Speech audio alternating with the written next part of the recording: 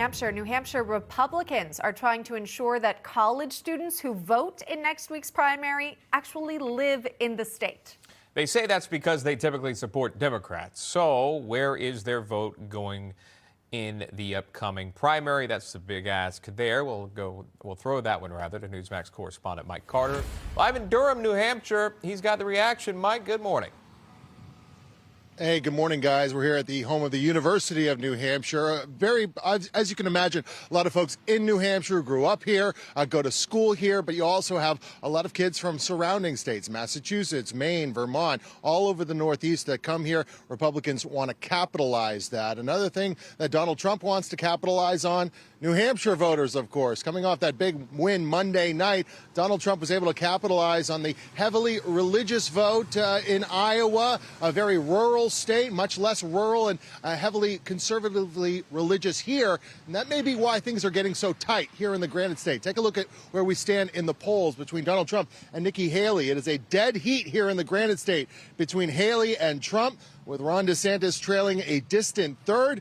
We heard from all three candidates last night here in New Hampshire, one night after Trump took Iowa. We are going to win on Tuesday at a level that maybe could even be bigger than what we just did last night in Iowa. We are going to put America first, and we are going to make America great again.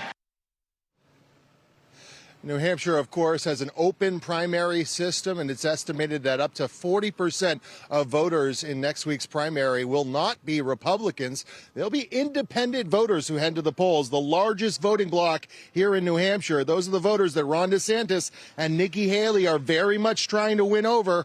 For DeSantis, even though he's trailing by large margins here in New Hampshire, he believes a second-place finish in Iowa sent the message that his campaign is still very much alive. He was the former president of the United States. He's one of the most famous people that's ever been involved in American politics. And there's obviously a lot of Republicans that appreciated his policies, but you still had roughly half of the Iowa caucus goers that made another choice. And so that tells me that there is an appetite for a different leader.